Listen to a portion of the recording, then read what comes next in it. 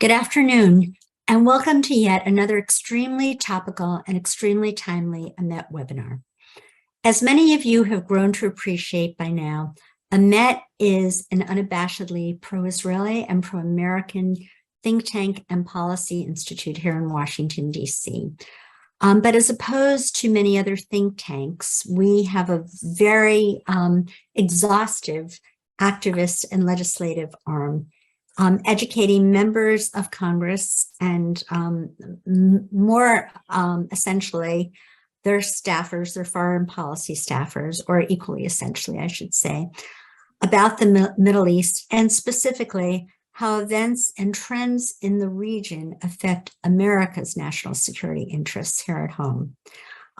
If you do like what we do, we ask you to please consider making a meaningful tax-deductible contribution to our work. You can do this by going to www.ametonline.org. And that is the end of the word from our sponsor. In a mere 5 days, the citizens of Israel will be going to the polls in the 5th election in 3.5 years. What exactly is at stake here? What are the compelling issues that the people of Israel will be voting for? I had just gotten back from Israel this past Sunday, and many of the Israelis that I had spoken to told me that there is a general consensus about the major issues regarding Iran and the conflict with the Palestinians. Is that true? Or do the candidates and the policies of the parties really differ? Here to answer these questions and more is the renowned and highly sought after and extremely gifted columnist and author, Caroline Glick. Caroline Glick is an old friend of ours. She's been on many AMET webinars and as a member of our advisory board. And I've known her now for decades and grown to trust and rely upon her. As many of you know, Caroline is a renowned author. Her most recent and very compelling book and highly acclaimed book is The Israel Solution, which you can get, which I'm holding up right now. And I am unabashedly promoting, which you could get at Amazon.com. But she's also been the managing editor of the Jerusalem Post. She was an embedded journalist in Operation Iraqi Freedom. She has got a tremendous resume. Caroline, you are still the Middle East Fellow with the Center for Security Policy, which is a think tank that we, regard in very high esteem and work very closely with. She has essentially, she writes also for, I know, JNS.org, Makor Rishon, many outlets, and I'm very, very proud to be able to link forces with this intellectual powerhouse and amazing talent that's Caroline Glick. So Caroline, first, if you can just refresh the understanding or heighten the understanding to most American Jews, we get a lot of Canadians and even European Jews, about this huge alphabet soup of different parties and some of the major candidates and what it is that they stand for. I'd really appreciate that. Sure. Well, it's always so good to do webinars with you, Sarah, and Ahmed, and your great audience. I really always appreciate everything that you guys are doing at AMET for Israel and American Jews and for the United States itself. So I appreciate it, and I enjoy being included in your activities. So thanks again for having me. Like you said, on Tuesday we're going to have our 5th election now in 3.5 years. The first ride around this roller coaster was in April of 2019, and since then we had another 3, and now this is the 4th. So this is the 5th election all around since then. And just briefly, I'll go through the parties that are running and how we all look at this. So, excuse me. So there are basically 2 blocks of parties running in Israel. The first is the right-wing bloc, which is led by Likud and Likud leader former prime minister and opposition leader Benjamin Netanyahu. And the right-wing bloc includes four parties. It's the Likud, it's the Religious Zionism Party, led by Bezalel Smotrich and Itamar Ben-Gvir, the Sephardic ultra-Orthodox party Shas, and the Ashkenazic ultra-Orthodox party United Torah Judaism. And opposing them is caretaker Prime Minister Yair Lapid and his Yesh Atid party, and his coalition partners from the left and from the Arab parties.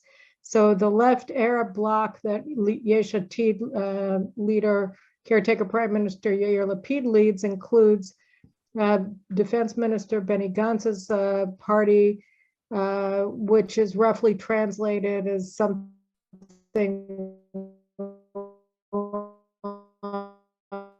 which is basically a party that believes that that the best way to run the country is through unelected bureaucrats, whether in the legal fraternity, the Supreme Court, the Attorney General's Office of State Prosecution, sort of like the FBI and the Department of Justice in the United States on the one hand, and the IDF Chief of Staff on the other. And from Benny Gantz and his colleagues' perspective, the job of elected leadership is basically to do whatever it is that they say.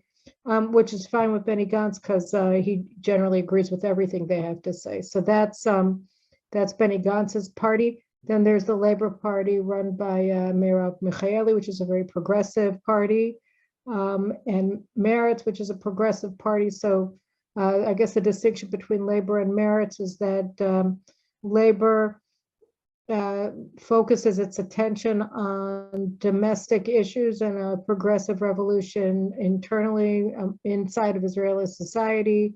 Mainly radical feminism is, I think, really Mirav's flagship.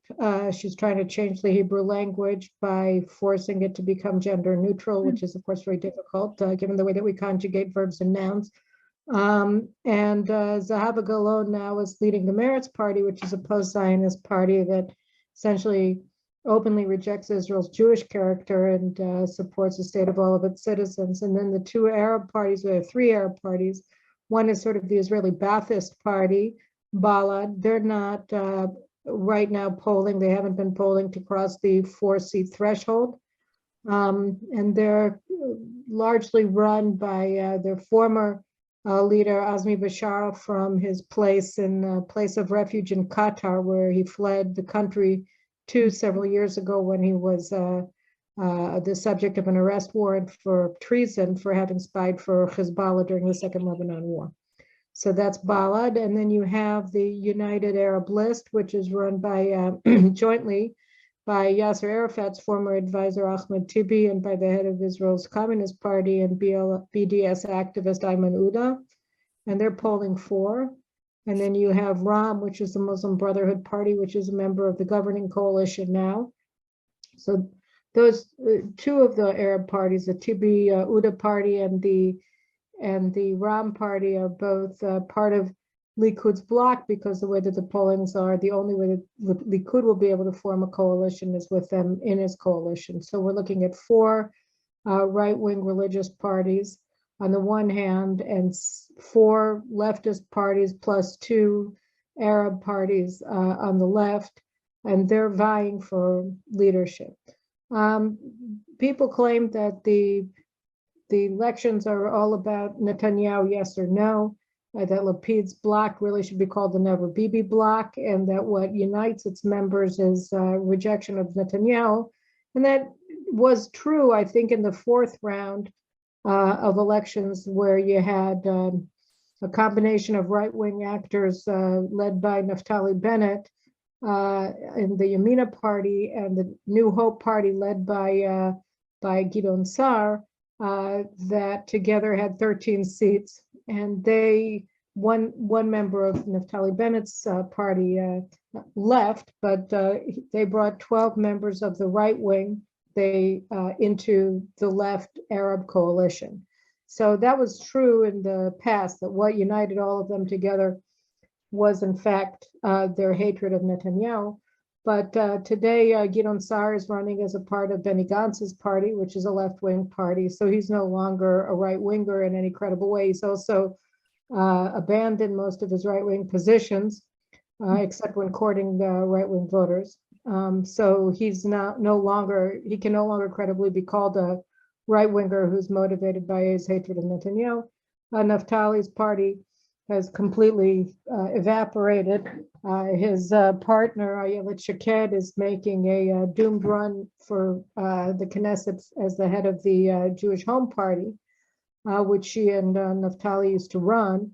But she's never been polling anywhere near the 4-seat threshold. So Ayelet's run can actually just be seen, I see it, as a way to block the right-wing bloc of 4 parties from crossing the threshold, because right now she's polling at around 50, 60,000 votes.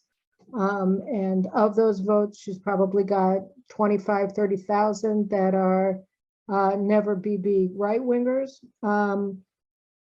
But she figures that may be the margin of error that will block the right from forming a government and from crossing the 61-seat majority threshold. And so she'll remain interior minister in a caretaker government that will continue to be led by Lapid. And she assumes that Likud will oust Netanyahu if he's unable to win an outright victory of 61 plus on Tuesday. And she'll be able to pick up some of the pieces of the Likud after it falls apart. So she's basically playing a longer game. She has no chance of winning. She wants to block the right-wing bloc from winning. So she's sort of a spoiler in this campaign, but she's the last kind of remnant of Naftali's party. And so she's very much an agent of the left. Gidon has joined the left. So now it's really a party, that bloc led by Yesh Atid, by Yair Lapid, that's very, very ideologically left wing. Now, what does that even mean? Like Sarah was saying, oh, there's no distinction between the parties on Iran. Well, there's a huge distinction. And I think, whereas you could say that the 4th round of elections really was about Netanyahu, and arguably all of the preceding 4 were about Netanyahu. This one is not. This one is very much about sovereignty and whether Israel will remain a sovereign Jewish state. So these are very fateful elections. And I'll just say one last thing about Netanyahu. In the first 4 rounds of elections, Netanyahu was prime minister throughout.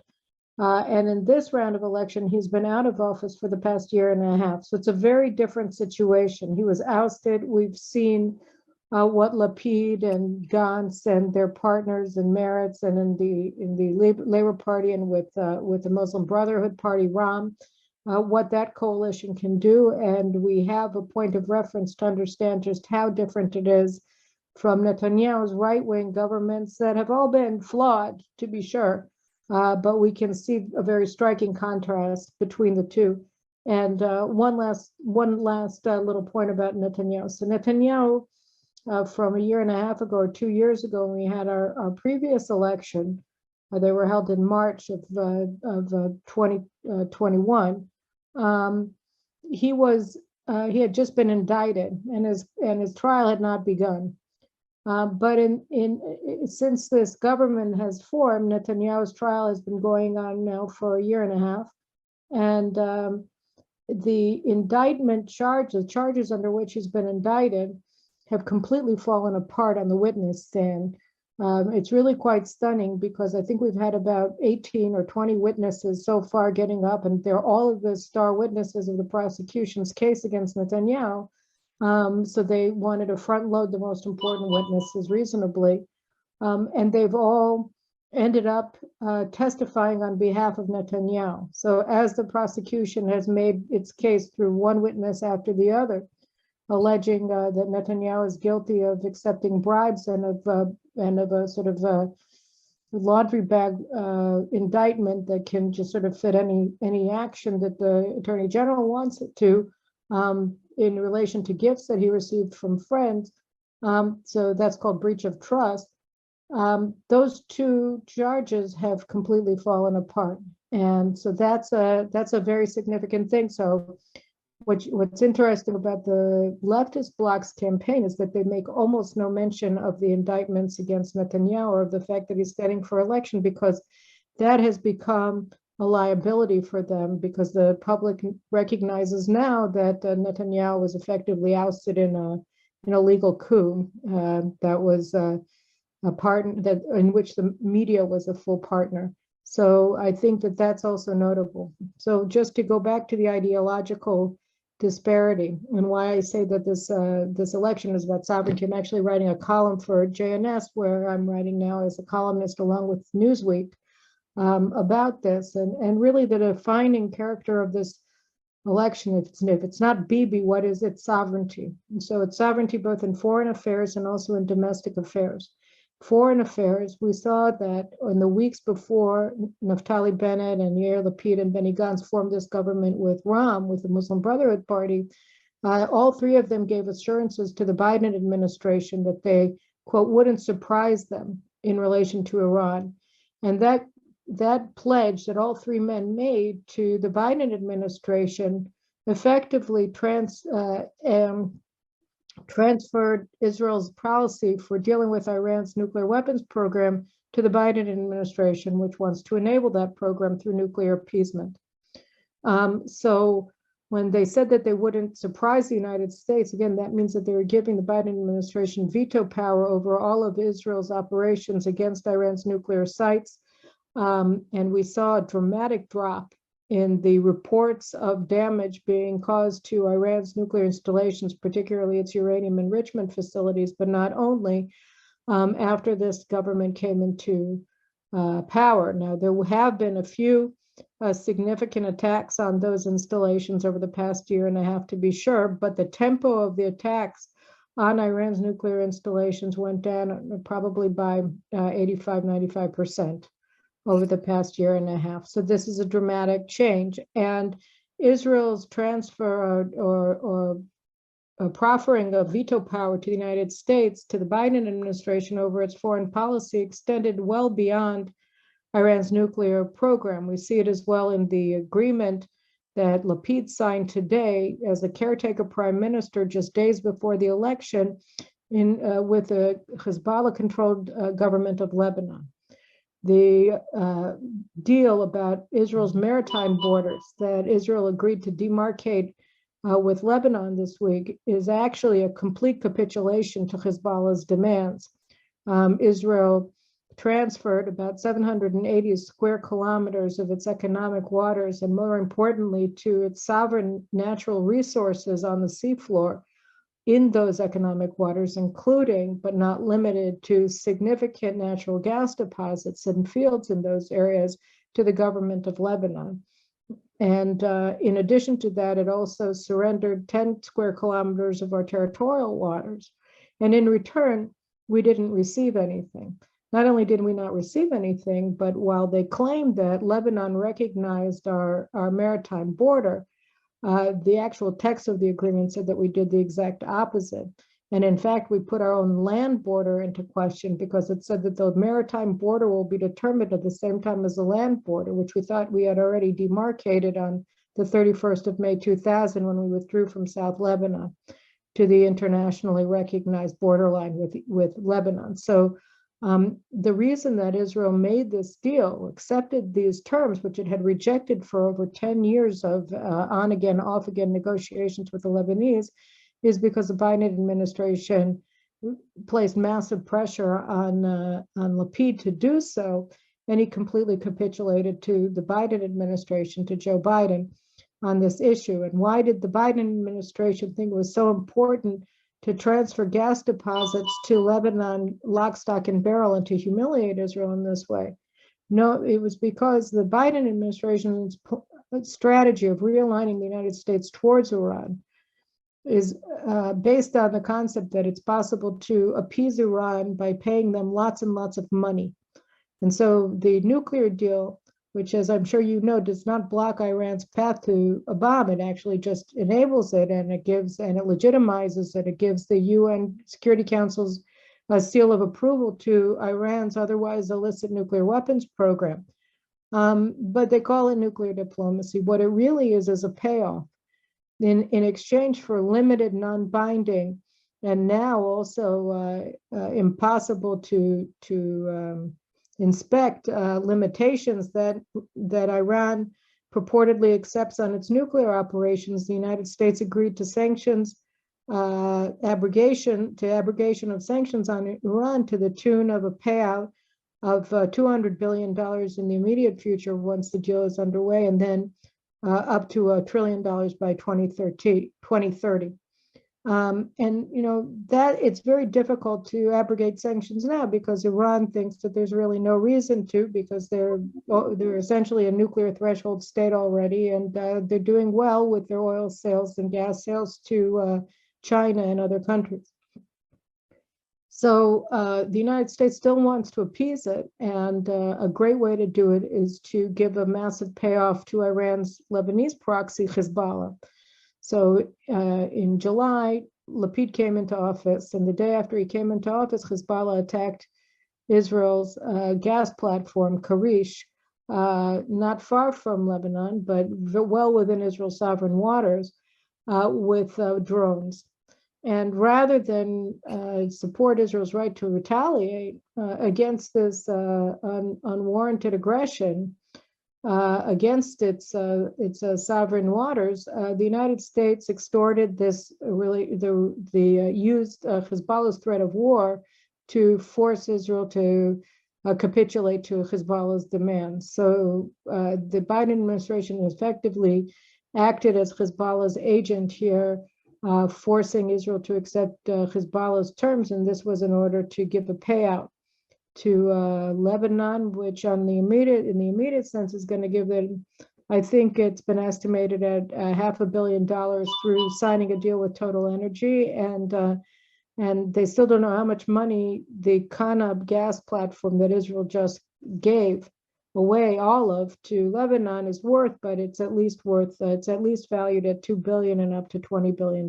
So this is a significant chunk of change for a bankrupt country that has electricity about 2 hours a day. And since Hezbollah controls the government, it also will control the payouts, and it will receive as much of them as it wants.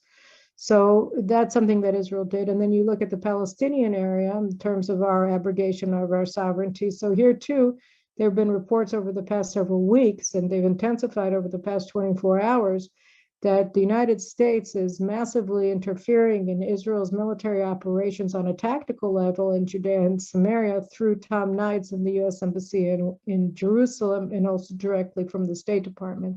So here you have something that we've never had before, which is the United States being involved on a very granular tactical level of IDF operations inside of Judea and Samaria.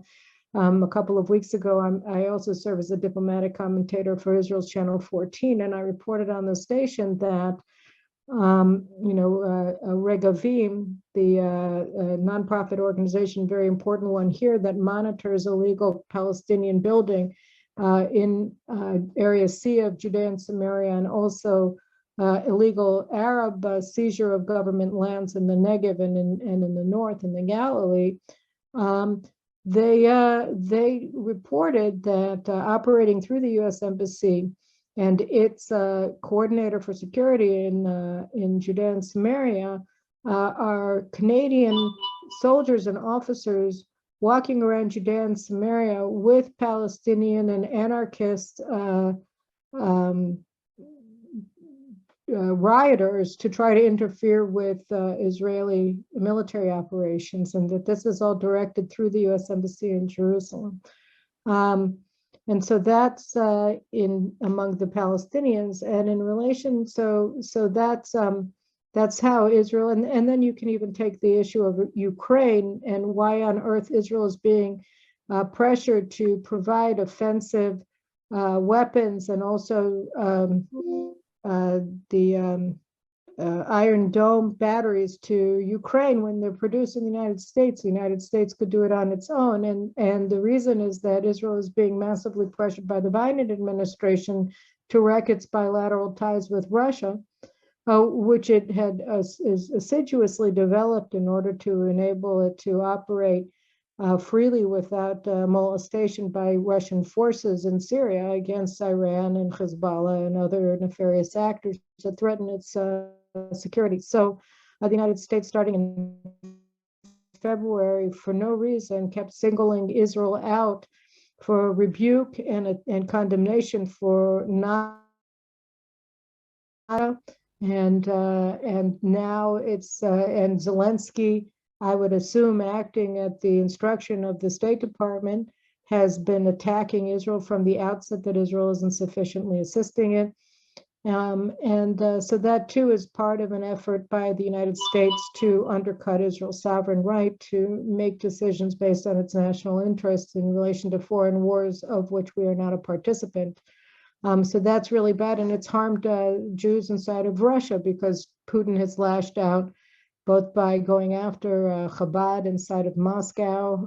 They were just branded a cult by a Russian politician yesterday, and the Jewish agency's operations in Russia are being called into question and challenged in Russian court by the Russian government.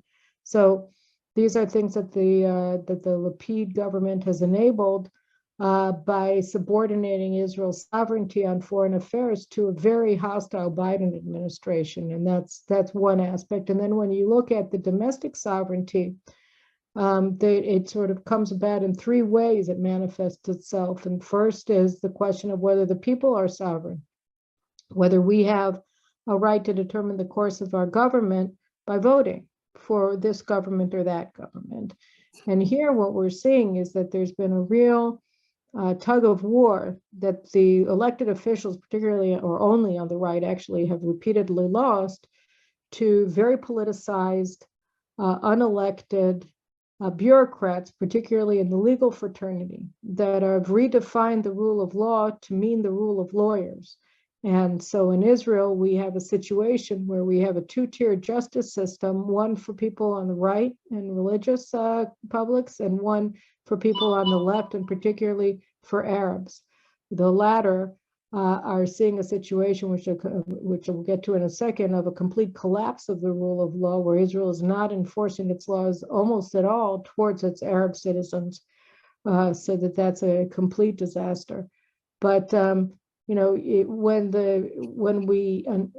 Netanyahu was in power, a lot of people on the right were very angry with him because they felt that he wasn't taking sufficient action, A, to prevent illegal Palestinian building in Area C of Judea and Samaria, and B, to curb and end mass land seizure by Bedouin in the Negev desert, and to the detriment, of course, of Israel's rule of law, and to our Jewish citizens who are being discriminated against. In Judea and Samaria, the rights of the Jewish communities in Judea and Samaria to expand along the lines of their master plans, of their urban boundaries, are being undermined because the Palestinians here in Efrat, for instance, are building within our urban lines, and the civil administration directed by Benny Gantz is enabling this to happen, whereas Jews are not allowed to build even in areas that are state lands and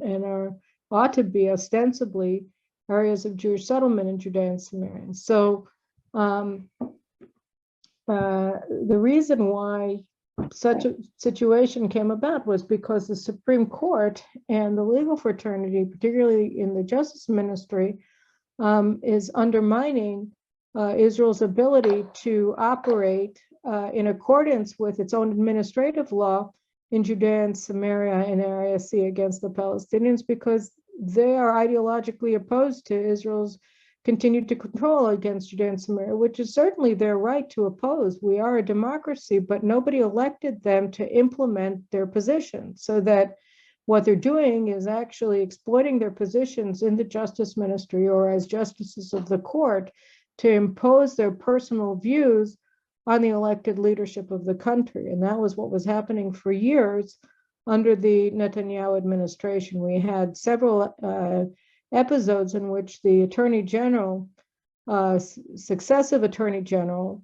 refused to represent the government before the court when left-wing organizations funded by the European Union in many cases, and the New Israel Fund and others, were trying to undermine the government's ability to administer the areas of Judea and Samaria, and particularly Area C, in accordance with Israel's administrative law.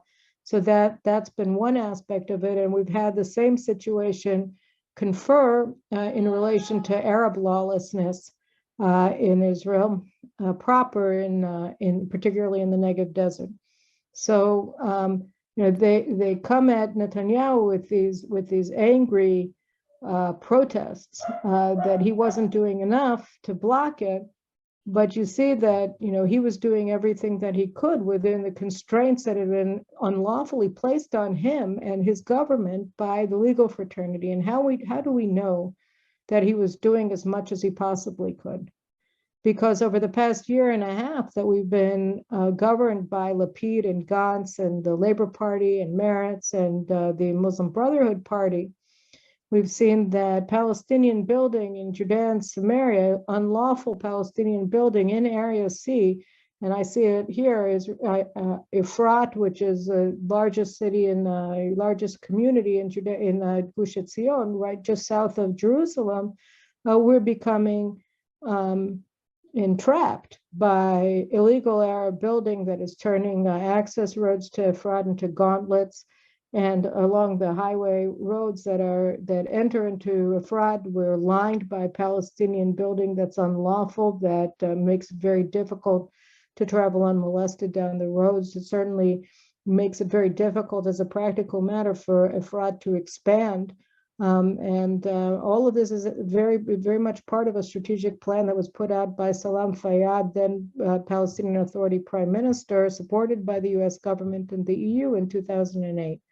So there's been an 80% expansion just over the past year and a half in Palestinian unlawful activities, unlawful construction in Area C, and it's threatening all of the settlements, the settlement blocks, the isolated settlements, all of them. And Jewish building has been massively constrained.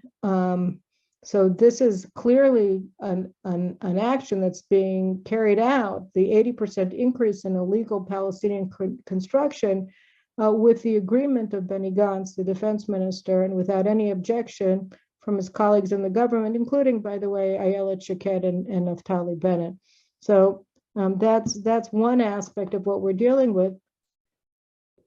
And the same is the case in the Arab sector, only it's actually worse because this government came into office right after Guardian of the Walls, which was our latest round of war with Hamas. But it wasn't actually, the problem of Guardian of the Walls wasn't so much Hamas attacking us with missiles from Gaza, which was bad. But the main problem was that Guardian of the Walls was actually the first war or campaign that the Palestinians have fought against Israel with the full participation of Israeli Arabs. And that was something very troubling and problematic and very terrifying. So where we had pogroms in mixed Arab cities, particularly focal points were Lod and Akko, where Jews were lynched, Jewish businesses were burned, synagogues were burned, Jewish apartments were destroyed and gutted. Jews were violently assaulted on the streets in non-lynching situations, but all the same, Jewish cars were burned, Jewish businesses were burned. I think I said Jewish school was burned down in Lod, Jewish hotel was burned down in Akko, and so on and so forth. And you had in the south, you had Bedouin attacking IDF forces, police forces, civilians, blocking roads, making it so that our pilots had to be flown to their bases in the south because the roads were impassable and impassable. And so these were the kinds of things. We also had what are they called?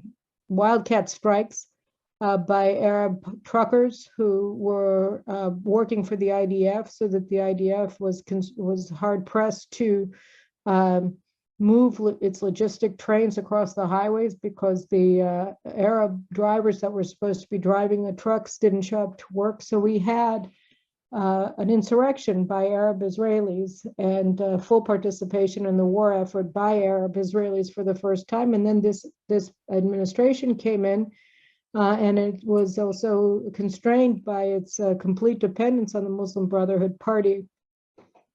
And so what we saw after this, when the public was still in a state of shock over what we had seen from our Arab compatriots, was that rather than reform or its state put in place serious law enforcement efforts in relation to Arab Israelis, the government gave them an even freer hand and effective autonomy over themselves and complete non-enforcement of the law, to the point where the soldiers, and particularly the policemen who were called in to try to quell the riots, have been placed under, many of them indicted for using excessive force against Arabs who were violently assaulting them and endangering civilians because, they gave them an extra punch, allegedly. And the Arabs who were carrying out these acts of mass violence and insurrection against Israel weren't even indicted. So, and more than that, the police has begun outreach to bring in Arab recruits. And the largest group of recruits now to the Israeli police are Arab Israelis, while Jews are resigning their commissions in the Israel police, in large numbers, because they become completely demoralized and they haven't been backed in their efforts to defend the country by the government and by the higher up in the police force, who instead are claiming that Itamar Ben-Gvir is behind the riots because he incited them, and continue to say that still today. So, or Simcha Rotman, because he blew his shofar by the Sha'ar al-Chamim, by the gates of mercy in the old city, because Jews are not allowed to blow the shofar on the Temple Mount. So this has been the relationship that the right has had with the government, that the people of Israel has had with the government, and that the Arab Israelis have had with the government. And in the meantime, the government transferred 50 billion shekels to the Muslim Brotherhood Party and its institutions. Most of it is unaccounted for. So, and finally, I have a podcast, the Carolyn Glick Show, that appears on my YouTube channel and also on jns.org. And a few weeks ago, I interviewed an old colleague of mine from the Army, Brigadier General F.E.A. Tum, because what he's reached the conclusion that the Arab Israelis are actually forming their own army under our noses. We have massive theft of armaments and ammunition from IDF bases. We've had an enormous amount of weapon smuggling from Jordan. And Jews around the clock here shooting along the highways in the Negev. And Effie's contention is that this is training, which makes sense under the circumstances. And the police is completely unresponsive to Jewish calls for help from Arab rioters, and now we're having it all over Jerusalem, including in neighborhoods that have so far not seen it, like Har Choma. There were Arab riots and attacking Jews on last Friday night, in Haifa, in the Hadar neighborhood, obviously in Jerusalem, in other areas, Shimon HaTzadik, the city of David, other areas around the old city, Pisgat Ze'ev, Neve Yaakov. There was a stabbing over Shabbat. So we're having that in Jerusalem, we're having it in the Negev, and the police are not responding to calls for help at all, because why should they? If they respond, they'll be attacked. If they respond with force, they'll be indicted. So we've become ungovernable under this government. And so that speaks to the sovereignty. And the last issue of the sovereignty is Jewish definition as a Jewish state. So we're the nation state of the Jews. That's what the Balfour Declaration said. That's what the League of Nations mandate said. That's even what the UN partition plan said. And that, of course, is what our Declaration of Independence said and our basic law said. And we are the Jewish state. And, it was that all of the political rights, the religious rights and everything were to be given to all of this, the residents of the land of Israel, and the national rights, the sovereign rights to the Jews alone. But this position, Israel's definition, Israel's right to self-determination as a Jewish state, has come under threat and attack and subversion, and been subverted by the left in the state's attorney's office, the state prosecution's office, the attorney general's office, the Supreme Court, and now this government as well. And so they are doing everything that they can to push Judaism out of the public sphere, but of course allow Islam into it anytime they want it, to curtail all evidence of Israel's Judaism, trying to pass a law to block, to end prohibitions on chametz in government, in hospitals during Pesach, just because, and that makes it impossible for the Jewish patients who care about these things, of which, of course, in places like Hadassah Hospital and Shaare Zedek, there are many, but also, of course, we're 85% of the public, so there are many everywhere in this country. And it's really just to constrain religious practice, to discriminate against religious Jews, and to discriminate against Zionism itself in the public sphere. And that's what's happening now. And again, so we're looking at national sovereignty, both in terms of whether the people have a right to choose the leaders and the elected leaders have the ability to direct policy, whether our laws are going to be equally enforced across all social groups in Israel, and particularly the Israeli Arabs, or whether they're going to have autonomy, and 3, whether Israel has the right to remain a Jewish state or not. That's internally, and externally, it's whether we're in charge of our own foreign policy or whether we are, in fact, a banana republic of the United States of America, and particularly the very hostile Biden administration. Those are all the things that are now hanging in the balance on Tuesday. And we're just going to have to see how it pans out. But that is very much what this election is about. And that's why people like myself say we can't understand how anybody who loves this country could not vote for one of the parties in the right-wing vote, because the left Arab bloc has established very clearly and manifestly that they will not protect and preserve and defend the sovereignty of the Jewish state of Israel. Great. Thank you so much, Caroline.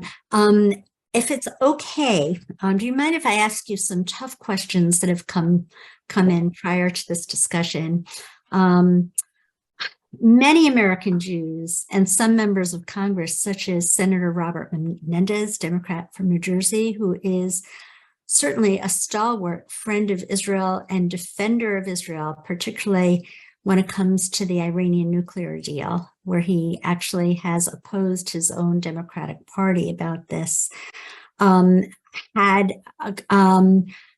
made strong statements about the inclusion of Itamar Ben-Gvir and Bezalel Smotrich.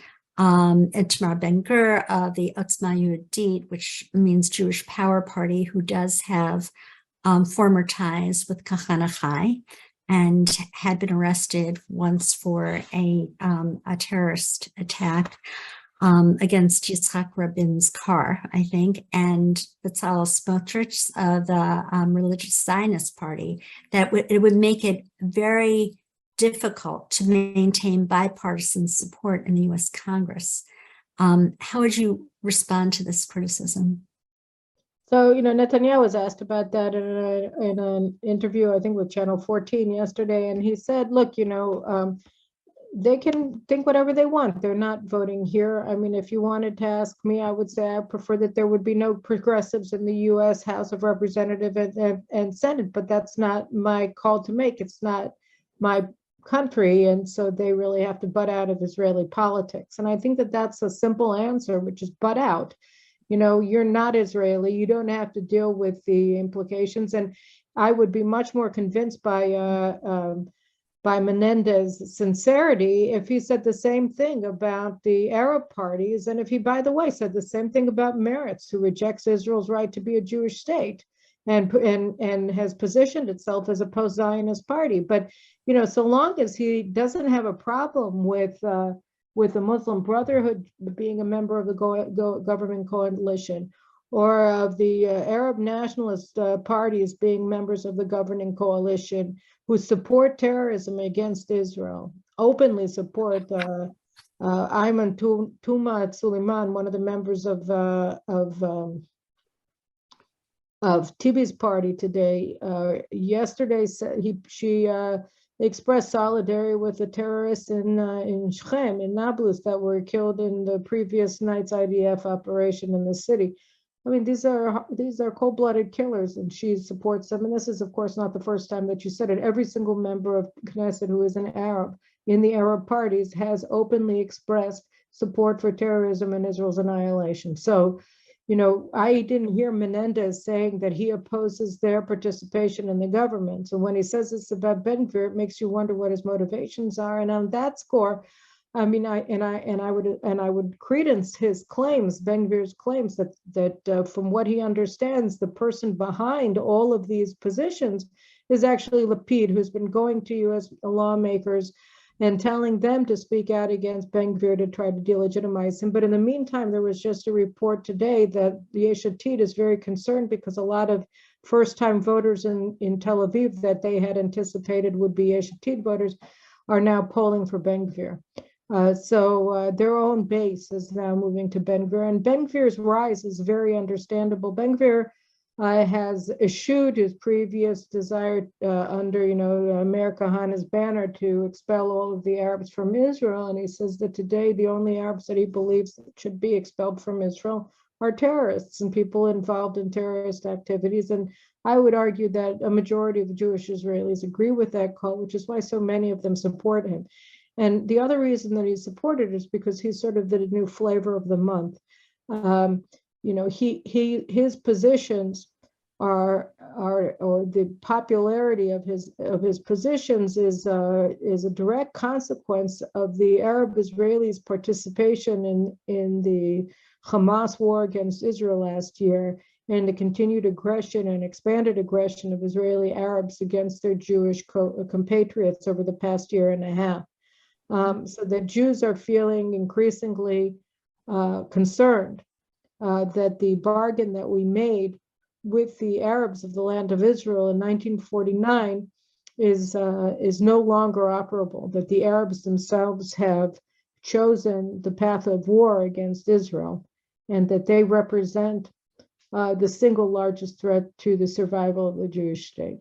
And I think that they're certainly giving Jews every reason to fear that that is the case through their actions and through their statements, whether it's by burning the Israeli flag and waving the Palestinian flag on university campuses and attacking Jewish students on the so-called Nakba Day, the 15th of May, or whether it's by blocking highway traffic, whether on the Wadi Ara highway in the north or on the roads in the south, and attacking Jews. So I think that, there's a lot of reason that people feel that way, and they think that Itamar Ben Gvir, who speaks most outspokenly about these dangers, is the man of the hour.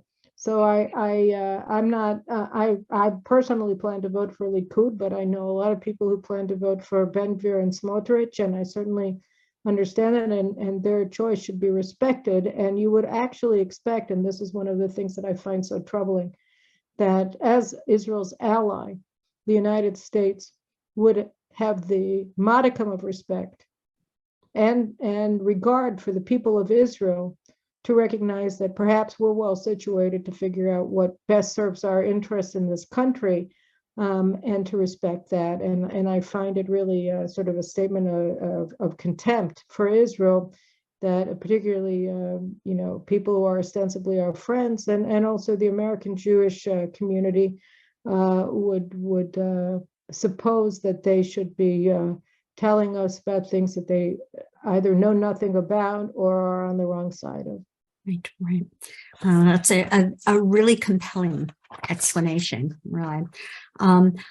As you know, living in Gush Etzion, there is a law, Chok Ezrachi, the citizenship law, and for the first time several months ago, I think the Likud decided not to invoke the citizenship law, which has been there since 2003, which would give police protection. And I think it was Yovel Steinitz who had said, someone who I, normally respect, who had said, this, we have to oppose this government, anything to bring down the government. They decided not to support this. Do you have any explanation for that? Well, it wasn't just that. It was also part of the double dealing of Ayelet Shaked, that at the last minute, she made a side deal with Meretz. And what you're talking about is that we have a temporary, because of our legal fraternity being so anti-Zionist, we weren't able to get through a court challenge, a permanent amendment to the citizenship law that would block unification through marriage or the conferral of citizenship to women from Judea and Samaria and Gaza who marry Israeli citizens. So instead, they put it in as a temporary order that has to be reinstated by a Knesset majority vote every year. And that was starting in 2003. And that was because we discovered that there was about 100,000 Arabs from Judea and Samaria and Gaza who had moved to Israel through by marrying Israeli Arabs. And a lot of these situations, by the way, are polygamous marriage of women from Gaza and even from places like Saudi Arabia, who are sold to Bedouin in the Negev. So these are men who have, multiple wives and up to 100 children. And these women have no social rights or anything like that. But, our feminists on the left don't care about that. At any rate, it wasn't that Ayelet Shaked was trying to put through an expansion or just a normal reinstatement of the citizenship law. And the reason why she needed Likud support is because the Muslim Brotherhood Party wouldn't vote for it. So she didn't have a 61-seat majority because her government that she formed to oust Netanyahu was not a Zionist government. So they couldn't simply put it forward automatically. They required the support of the opposition.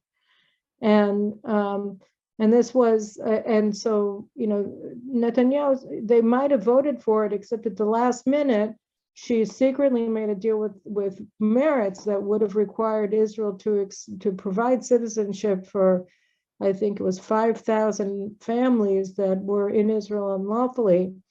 And the Likud said no.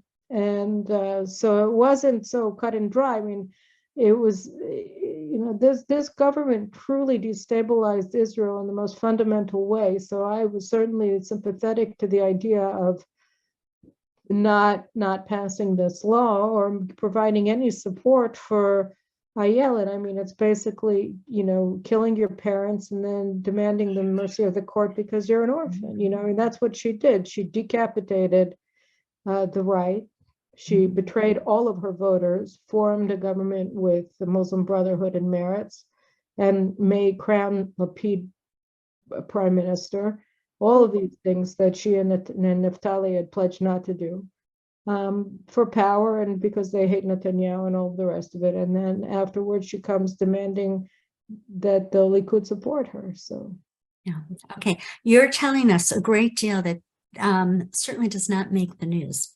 It certainly does not make the news in the United States, even in the, the Jewish newspapers. You have your nose to the ground in granular detail about, the backstories here, but it did look a little bit, and it looked like the Likud was alienating their base, their settlers' base by not extending this. I mean, that's another aspect that's been so distressing this past year has been the incredible behavior of the Council of Communities of Judea and Samaria, the Yesha Council, which effectively was a participant in this government against itself, because people like David El-Khayani, who was the head of the Yesha Council, he almost single-handedly, or he worked with Benny Gantz to torpedo the sovereignty agreement that Netanyahu had worked out that would have made all of the communities in Judea and Samaria sovereign Israeli territory.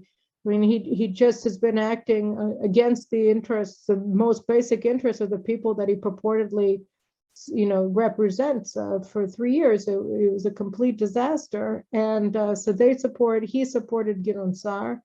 And so part of it was just, because of his own personal political interests, and also people like Yehudit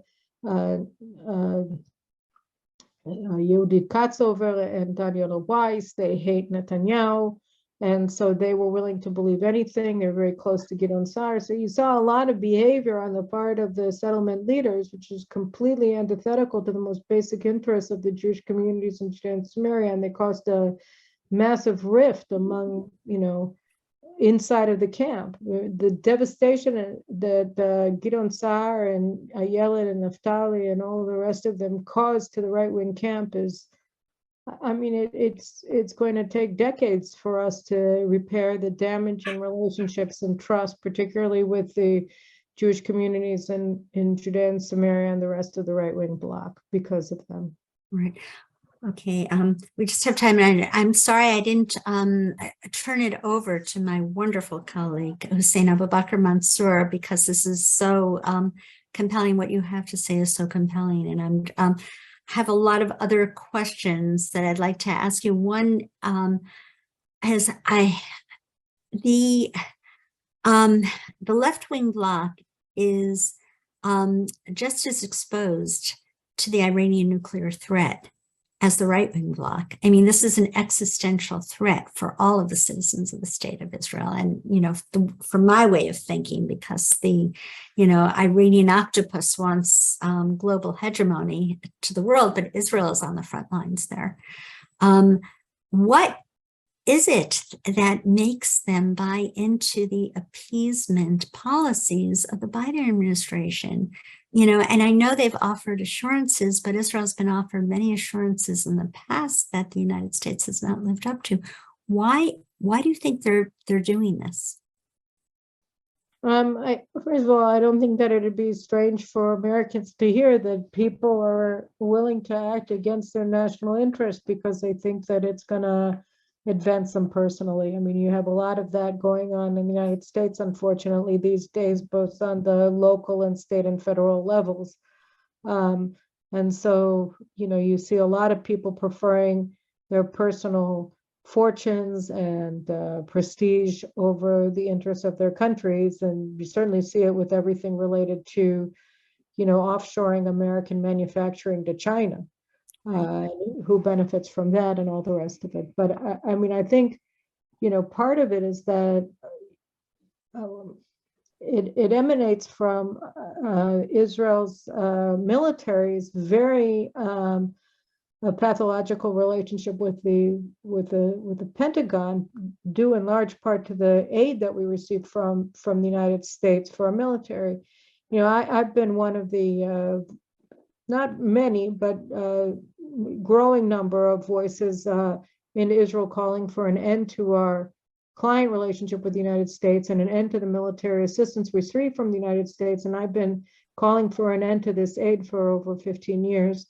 And I think that it's had a horrible impact on particularly the Israeli Air Force, but the Israeli military leadership in general, because it induces sort of a welfare queen mentality among our senior generals. And, we made a bargain with the Americans in the 1970s, and I've spoken about this a lot on my podcast with my colleague, David Wormser, who I know has also spoken to you guys many times, that we essentially, our military traded away Israel's strategic independence for American military guarantees and platforms in the 1970s. It was a bargain that never was in Israel's interest to make. And it has become extremely debilitating and devastating for the military's ability to see reality clearly, especially as support for Israel has become much more partisan with the rise of the progressives who are very hostile to Israel and to Jews in the Democratic Party. So you have a situation where the Israeli military has become politicized over the past generation by the Oslo process and has become very subservient to the Pentagon over the past 2 generations due to the military aid. And here I'll just one aspect of that, or two. One is, this year Israel passed Germany in terms of GDP per capita. We're a very wealthy country. Our GDP per capita in Israel is now $55,000 and above, and Germany's at 52. And, obviously we have major income gaps between the top wealthiest and the more, the struggling and middle class and working class in Israel. And that's a concern, but we are a wealthy country. And there's really no moral justification for our continued receipt of assistance from the United States, particularly when the United States is dealing with significant economic issues of its own. It's also debilitating for our domestic military industries because 75% of the aid we have to spend in the United States as a subsidy for US military industries. So that ends up being money that we can't use here, and our industries are starved of cash and of projects because we're compelled by the assistance to use it all in the United States, or 75% of it. So that's significant. And aside from that, I think that people really trust America. And it's stunning after the nuclear deal, but we have the head of military intelligence was saying, oh, it's better for us to go along with this deal because it'll delay Iran. And that's the last problem that we have in our military, which is an addiction to technology that really has paralyzed them. That they're thinking that, until we have this weapon system or that weapon system, we're not going to be able to do things rather than figure out how do we do the things that we need to do with the weapon systems that we have, or how do we adapt our weapon systems to enable them to operate in the environment that we're given. So I think that we've really debilitated ourselves to a large degree because of our leadership's over-reliance on technology and under-reliance on our manpower and our capabilities of making the best of what we already have. So it always seems like there's a silver bullet that we're going to be able to develop or acquire, just around the corner, and we don't want to do anything until we get it. And so that's another excuse and justification that our military has given over the past 15 years for not taking concerted action against Iran's nuclear installations and instead subcontracting the issue to the United States, when it's been clear, at least since the Bush administration published its national intelligence estimate in 2007, which was false and falsely claimed that Iran had abandoned its nuclear weapons program in 2003, that the United States would never take military action against Iran's nuclear installations. So I think that there's been a lot of wishful thinking on the part of our military brass that has been disguised as strategic thinking, and it's really important and imperative that we get beyond that. Right. Yeah.